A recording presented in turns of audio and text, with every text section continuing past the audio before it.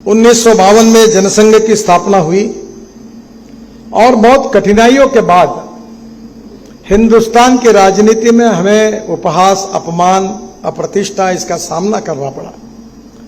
हमारे विचारों के बारे में ये संकुचित विचार है, इस प्रकार का विरोधकों ने हमारे ऊपर बहुत बड़े प्रमाण में गहरी टीकाएं की, पर कार्यकर्ताओं के परिश्रम के कारण मुझे याद है कि आज हम डॉक्टर मंगल सेन सभागृह में आए। हमारे विशेष रूप से अनेक ऐसे पुराने कार्यकर्ता हैं कि जिन्होंने एक प्रतिकूल परिस्थिति में इस पार्टी को बढ़ाने के लिए अपने जीवन को समर्पित किया है। किसी के संसार उद्ध्वस्त हुए, किसी की तरुणाई उद्ध्वस्त हुई, पर वो काम करते रहे, चुनाव लड़ते रहे, पराजित होते रहे, पर निराश नहीं हुए। वो काम करते रहे और उनके परिश्रमों के कारण एक दिन ऐसा आया कि अटल बिहारी वाजपेयी देश के प्रधानमंत्री हुए और हमारा राज्य आया। मुझे याद है, मैं 1975 में मैट्रिक की परीक्षा दे रहा था। इमरजेंसी आई और मैंने निर्णय किया कि इस बार इमरजेंसी के खिलाफ काम करना। 11th का छात्र था और जयप्रकाश जी के आंदोलन में मैंने उस समय काम किया। एक बड़ा नुकसान मेरे जीवन में हो गया। मेरी इच्छा थी इंजीनियर बनने की, पर मैं उस साल मैट्रिक में मेरा ध्यान पूरा इमरजेंसी के खिलाफ होने के काम करने के कारण परीक्षा में मुझे अच्छे मार्क नहीं मिले। मुझे 52% मार्क मिले और साइंस में मुझे केवल 49.26% मार्क मिले। यानी प्रोफेशनल कॉलेज में इंजीनियरिंग को एडमिशन के लिए 50% कम से कम साइंस ग्रुप में एडमिशन के मार्क चाहिए, वो भी नहीं मिले और मैं इंजीनियर नहीं बना। आज मुझे बड़ा आश्चर्य लगता है कि मुझे 6 डिलीट मिल गई और उसमें से 4 एग्रीकल्चर साइंस में मिली, बड़े बड़े यूनिवर्सिटी की मिली। अभी उत्तर भारत की गलगोटिया यूनिवर्सिटी और तमिलनाडु की SBM यूनिवर्सिटी की भी मिली। तो मैं मजाक में कहता हूं, बहुत से IIT और इंजीनियरिंग कॉलेज में जाता हूं भाषण करने के लिए, तो अभी भी मैं डॉक्टर नहीं जोड़ता हूं। तो मुझे एक ने पूछा कि आपने ये क्यों नहीं लगाया। मैंने बोला इसने लगाया कि मुझे लगता है कि मैं इतना विद्वान नहीं हूं कि मैंने डॉक्टर लगाना चाहिए। पर आज इमरजेंसी के वो दिन मैं याद करता हूं। मेरी मां और मेरी बहनें मुझे कहती थी कि तुमने पार्टी के कारण तुम्हारा करियर खराब किया, डांटती थी। पर आज मुझे लगता है कि इस देश के लोकतंत्र को बचाने के लिए जयप्रकाश जी के नेतृत्व में हमारे पार्टी ने कितना बड़ा त्याग बलिदान किया है। अटल बिहारी वाजपेयी जी ने कहा था, उनके आंखों में आंसू थे और उन्होंने कहा था कि हमारी पार्टी हम विसर्जित कर रहे।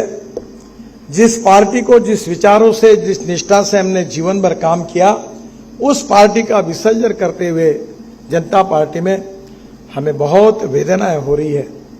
पर परिस्थिति की आवश्यकता के लिए हम ये बलिदान कर रहे हैं। जनता पार्टी का प्रयोग हुआ, दुर्भाग्यवश जनता पार्टी चल नहीं पाई। एक दिल के टुकड़े हुए हजार, कोई यहां गिरा, कोई वहां गिरा। जनता पार्टी का अनुभव हमारे लिए अच्छा नहीं हुआ। बड़ी अपेक्षा के साथ हम कोशिश कर रहे थे और उसके बाद भारतीय जनता पार्टी की स्थापना हुई। और मुझे याद है कि मैं भारतीय जनता पार्टी की स्थापना जो 1980 में हुई उसमें था और बाद में हमारे एक MP थे लक्ष्मणराव मानकर, उनके साथ मैं पूना मीटिंग के लिए जा रहा था। तो स्टेशन के बाहर एक दीवार पर लिखा था, वो मराठी में लिखा था, पर्याय पर्याय करके कौन चिल्लाते हैं जिनके लोकसभा में चुनकर आए 2, और नीचे में लिखा था, हम 2 हमारे 2। अटल जी और अडवाणी जी पर वो व्यंग था। तब लोग कहने लगे कि ये पार्टी समाप्त हुई, पर उसी दिन हमारे कार्यकर्ताओं ने परिश्रम किए, मेहनत की, लोगों के मन की गलतफहमियां दूर की, अनेक पीढ़ियां बर्बाद हुई, अनेक कार्यकर्ताओं ने अपने जीवन को समर्पित किया। कोई उद्योग व्यापार छोड़ के पार्टी का काम करता था। आज भी ऐसे निष्पृह, निस्वार्थी और समर्पित कार्यकर्ता है कि जिनके बदौलत हमारे मनोहर लाल जी जैसे कार्यकर्ता मुख्यमंत्री बने और मेरे जैसे, मोदी जी जैसे कार्यकर्ता को इतने बड़े पदों पर जाने का मौका मिला। ये जो पद हमको मिला है ये हमारे कर्तृत्व के कारण नहीं मिला है। ये जो पद हमको मिला है ये आप जैसे कार्यकर्ताओं ने जो बलिदान किया है, पार्टी के लिए समर्पित भाव से काम किया है, उसके कारण मिला।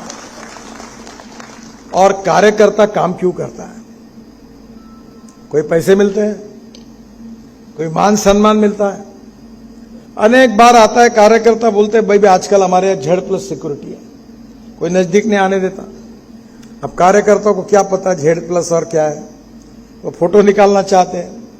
तो मैं बोलता हूं अरे यार कम से कम उसका फोटो तो निकलने दो, कुछ तो नहीं देते उसको, उसकी तो खुशी होगी। हमारे कार्यकर्ता परिश्रम करते रहे और हमने देश में प्रतिकूल परिस्थिति पर मात करके अटल बिहारी वाजपेयी जी के नेतृत्व में एनडीए की सरकार बनी, जिसमें भारतीय जनता पार्टी प्रमुख थी।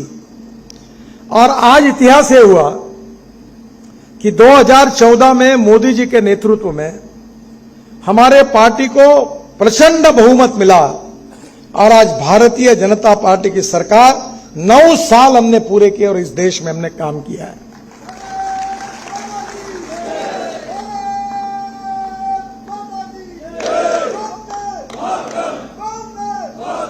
हम कहते थे जहां हुए मुखर्जी बलिदान हुए मुखर्जी, जहां हुए बलिदान मुखर्जी वो कश्मीर हमारा है। हमने 370 हटा दिया। हमारे देश में राम मंदिर बनना चाहिए, इसके लिए बड़ा संघर्ष हुआ।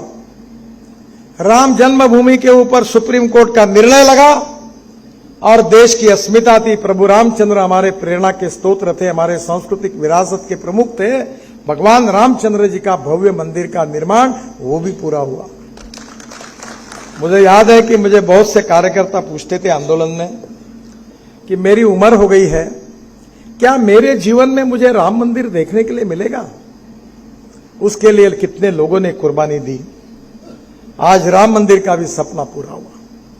पर केवल हम इसी पर कायम नहीं है। भारतीय जनता पार्टी का मकसद केवल राज बदलना नहीं है, समाज बदलना है, देश बदलना, ये मकसद है। हमारी विचारधारा की विशेषता है राष्ट्रवाद। हम 2-4 रहे न रहे, तेरा वैभव अमर रहे मां, ये हमारा संस्कार है कि हम राष्ट्र के लिए समर्पित हैं। पहले राष्ट्र है, बाद में पार्टी है और उसके बाद में मैं हूं, ये हमारा संस्कार है। और इसलिए राष्ट्र की सर्वांगीण प्रगति, उन्नति और विकास, हिंदुस्तान एक सुपर इकोनॉमिक पावर बने, विश्व की ताकत बने, समृद्ध संपन्न शक्तिशाली हिंदुस्तान बने, भय भूख आतंक और भ्रष्टाचार से मुक्त बने, सुपर इकोनॉमिक पावर बने और पूरे विश्व की एक ताकत बने, यही हमारे दिल का सपना है। We are the fastest growing economy in the world. Modi ji कहते हैं कि हम $5 ट्रिलियन की इकोनॉमी बनेंगे, हम विश्वगुरु बनेंगे, आत्मनिर्भर भारत बनेंगे। और आज उसी राष्ट्रवाद की भावना को लेकर हमारे उद्दिष्टों को पूरा करने के लिए हमने 10 साल में रात दिन मोदी जी के नेतृत्व में और राज्य में मनोहर लाल जी के नेतृत्व में रात दिन प्रयास किया। हमने देश की तस्वीर को बदल दिया है। आज हम 75 साल हमारे देश का अमृत महोत्सव मना रहे हैं। 10 साल अगर हमारे ये है और 4 साल अटल जी के सरकार के रहे तो 60 साल इस देश में शासन करने का मौका कांग्रेस पार्टी को मिला है। पंडित जवाहरलाल नेहरू जी से लेकर राजीव गांधी तक कांग्रेस पार्टी को दिल्ली में, राज्यों में, जिला पंचायतों में, नगर पालिकाओं में, महानगर पालिकाओं में काम करने का मौका मिला। और आज मैं आत्मविश्वास के साथ ये बता सकता हूं कि जो कांग्रेस 60 साल में नहीं कर सकी वो भारतीय जनता पार्टी ने 9 साल में करके दिखाया है। आप कहीं भी इसका हिसाब लगाइए। आप मुझे बताइए कि नेशनल हाईवे पहले कितने थे, हम आने के बाद कितने हुए, एक्सप्रेस हाईवे कितने थे, कितने हुए। और आज हमने परिस्थिति को बदल दिया। आज मैं अपने क्षेत्र में, मैं आज 9 साल का मंत्री हुआ, 9 साल पूरे हुए। मेरे जो जो डिपार्टमेंट मुझे मिले उसमें मैंने हिसाब किया तो 50 लाख करोड़ रुपए के काम करने का मौका मुझे मिला। 50 लाख करोड़। पहले मैं कहता था, लोग बोलते थे मंत्री ऐसा ही बोलते हैं। मैं बोलता था दिल्ली से देहरादून 2 घंटे में होगा, दिल्ली से मेरठ 40 मिनट में होगा, दिल्ली से हरिद्वार 1.5 घंटे में होगा, दिल्ली से जयपुर 2.25 घंटे 2 घंटे में होगा, दिल्ली से चंडीगढ़ 2.25 घंटे में होगा। अब चंडीगढ़ से मनाली 9 घंटे लगते थे, अब दिसंबर के पहले 3 घंटे में होगा। अब दिल्ली से कटरा 6 घंटे में, अमृतसर 4 घंटे में, श्रीनगर 8 घंटे में, मुंबई से दिल्ली 12 घंटे में, 40 घंटे लगते थे, चेन्नई से बेंगलोर 2 घंटे में, और बेंगलोर से मैसूर 3 घंटे 3.5 घंटे लगते थे, अब 1.25 घंटे में हो गया। देश बदल गया। हमने कहा था गंगा यमुना को शुद्ध करेंगे। आप में से कितने लोगों को मालूम है, मुझे मालूम नहीं, पर पानीपत और सोनीपत में नमामि गंगा की प्रोग्राम के अंदर वहां यमुना जो प्रदूषण हो रही थी उसको शुद्ध करने के लिए मेरे विभाग ने पैसे दिए और वह प्लांट बनाया और वहां यमुना को शुद्ध करने की शुरुआत की। दिल्ली में 6,000 करोड़ रुपए दिए और पहली बार कुंभ में हमारे साधु सन्यासियों ने पानी पिया, पहली बार शुद्ध पानी मिला। हमने इस देश की तस्वीर को बदल दिया। गांव, गरीब, मजदूर, किसान का कल्याण होना चाहिए, इसलिए राष्ट्रवाद के साथ गुड गवर्नेंस एंड डेवलपमेंट हमारा मिशन है। सुशासन और विकास। और जब सरकार का कार्यक्रम ठीक होगा, योजनाएं अच्छी होगी, गरीबों का विकास करने के लिए केंद्रित होगी, तो ही गरीबों की तस्वीर बदलेगी। एक बहुत अच्छी बात भूटान के प्रधानमंत्री जी ने कही और मुझे लगता है उस पर आप लोगों ने जरूर विचार करना चाहिए। उन्होंने जिस बात का उल्लेख किया है, उन्होंने कहा कि डोमेस्टिक हैप्पी ह्यूमन इंडेक्स। हमारा हैप्पी ह्यूमन इंडेक्स क्या है, यानी सुखांक क्या है। आप बैठे हुए अनेक लोग हैं, अनेक मोर्चे में काम कर रहे हैं। कोई किसान है, कोई मजदूर है, कोई कारागिर है, कोई कर्मचारी है, कोई डॉक्टर है, कोई वकील है, कोई टीचर है, और अलग अलग प्रकार के काम कर रहे हैं। अब उनके जीवन में सुखी बनाना है, इन्हें क्या करना।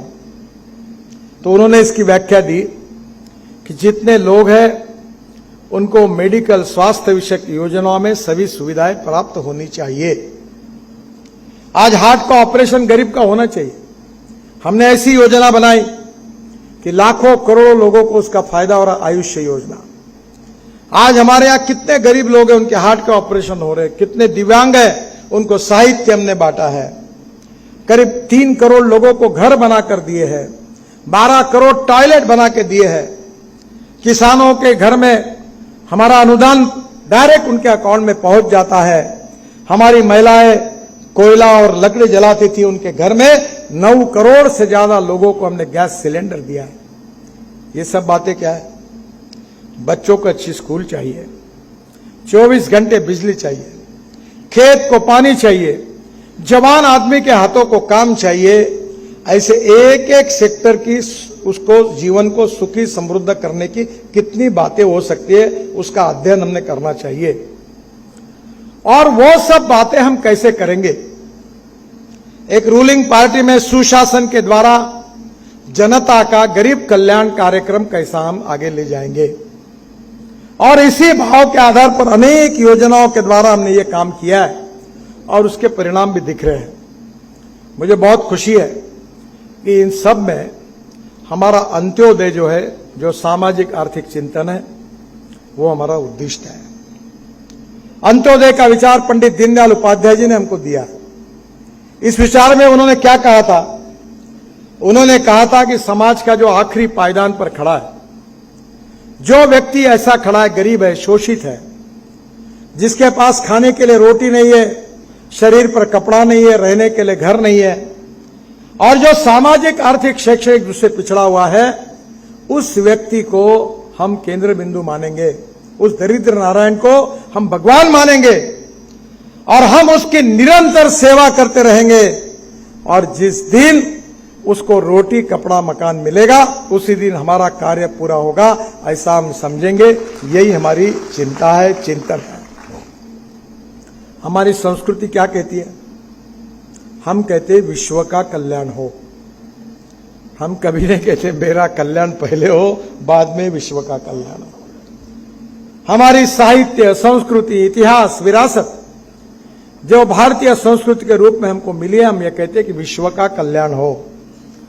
और विश्व का कल्याण होते समय हम कहते हैं कि जो समाज का सबसे गरीब है, शोषित है, पीड़ित है, दलित है, उसका कल्याण हो। और उसके जीवन को बदलने के लिए जो हम काम कर रहे हैं, वही हमारा उद्देश्य है।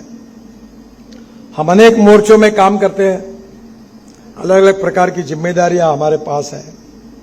हमारे यहां लोकमान्य तिलक जी कहते थे कि एक व्यक्ति अपने जीवन में कितने साल जिया है, ये महत्वपूर्ण नहीं है, उसने अपना जीवन कैसे व्यतीत किया है, मिला हुआ जीवन कैसा व्यतीत किया है, ये महत्वपूर्ण है।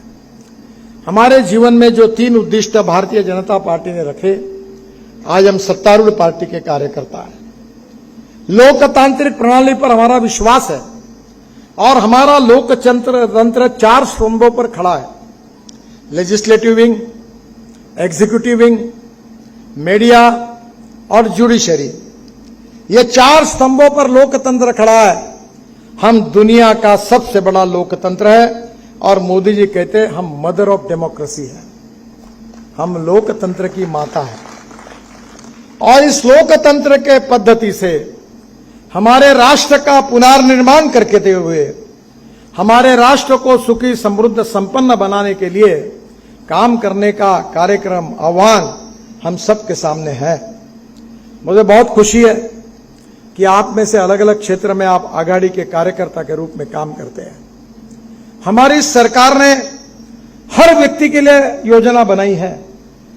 मेरे पास योजनाओं की लिस्ट है, 34 योजनाएं हैं। किसान है, मजदूर है, गरीब है, शेड्यूल कास्ट है, शेड्यूल ट्राइब है, इंफ्रास्ट्रक्चर है, बिजली है, पानी है, सब कुछ है। पर हमारी योजना लोगों तक पहुंचाने का काम किसको करना है? आपको ही करना है। हम काम करते जा रहे हैं, पर यह काम भारतीय जनता पार्टी के योजना रूप, भारतीय जनता पार्टी के सिद्धांतों के अनुरूप हम लोगों का कर रहे हैं। ये लोगों को ये जो संदेश है, ये पहुंचाने का काम कार्यकर्ता को है। और मुझे विश्वास है कि हमारे कार्यकर्ता ही हमारी सबसे बड़ी ताकत है। अटल बिहारी वाजपेयी जी ने एक बार पंडित जवाहरलाल नेहरू जी को पार्लियामेंट में एक जवाब दिया था। नेहरू जी ने कहा था, अटल जी आप क्या बात कर रहे हो, तुम्हारा जनसंघ इतना छोटा सा है, मैं 2 मिनट में आपको खत्म कर दूंगा, क्रश कर दूंगा। अटल जी ने कहा था, पंडित जी हम छोटे जरूर है, पर हमारे कार्यकर्ता इतने मजबूत है कि दुनिया की कोई भी ताकत हमको खत्म नहीं कर सकती। और यही आप कार्यकर्ता है। और अनेक अनेक आघाड़ियों में काम कर रहे हैं। कुछ कार्यकर्ताओं को एमएलए बनना सौभाग्य में, सब तो नहीं बन सकते, सब एमपी नहीं बन सकते, सब मंत्री नहीं बन सकते, सब मुख्यमंत्री नहीं बन सकते, कोई एक ही बनेगा। प्रश्न कौन बनता है ये महत्वपूर्ण नहीं है, पर जिस उद्देश्य के लिए आप काम कर रहे हैं वो उद्देश्य पूरा हो रहा है कि नहीं, ये महत्वपूर्ण है। एक फिलोसोफर ने कहा है कि पर्स एंड पर्सन, पैसा और व्यक्ति, उसमें व्यक्ति यानी पर्सन श्रेष्ठ है। पर्सन एंड पार्टी, व्यक्ति और संगठन, उसमें संगठन यानी पार्टी श्रेष्ठ है।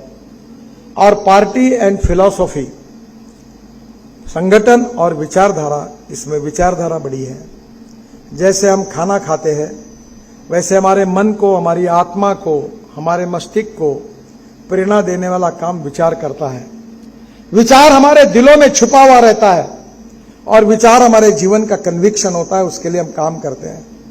और उसी कन्विक्शन के आधार पर इस देश को दुनिया की महाशक्ति बनाना, इस देश से गरीबी को पूरी तरह नष्ट करना, गांव गरीब मजदूर किसान का कल्याण करना और लोगों तक जाकर उनको प्रगति और विकास का मार्ग दिखाते हुए हमारी योजनाओं का फायदा उनके पास ईमानदारी से पहुंचाना और हमारे पार्टी के विचारों के उद्देश्य के अनुसार अंत्योदय का जो उद्देश्य है उसको पूरा करना, ये पार्टी का आह्वान है, पार्टी की कमिटमेंट है और हम सब कार्यकर्ता उसको पूरा करने की जिम्मेदारी हमारे कंधों पर हमने ली है। चुनाव होते रहेंगे, कभी जीतेंगे, कभी हारेंगे, कभी मंत्री पद मिलेगा, कभी नहीं मिलेगा, कभी एमएलए बनेंगे, नहीं बनेंगे, पर कार्यकर्ता बनकर रहेंगे। उद्देश्य को कभी भूलेंगे नहीं और काम करते हुए आगे चलते रहेंगे। चरैवेति चरैवेति समझते हुए हम आगे चलेंगे और एक दिन हमारे इस मातृभूमि को, हमारे देश को दुनिया की ताकत बनाएंगे। एक दिन इस देश को भय, भूख, आतंक, भ्रष्टाचार से मुक्त करेंगे। एक दिन इस देश को गांव, गरीब, मजदूर, किसान का कल्याण करते हुए आत्मनिर्भर भारत बनाएंगे। विश्व की सुपर इकोनॉमिक पावर बनाएंगे, विश्व के इतिहास में पहले स्थान पर पहुंचाएंगे। यही विचार से लेकर हम काम करते हैं, कर रहे हैं और आगे करेंगे। यही हमारी विशेषता है।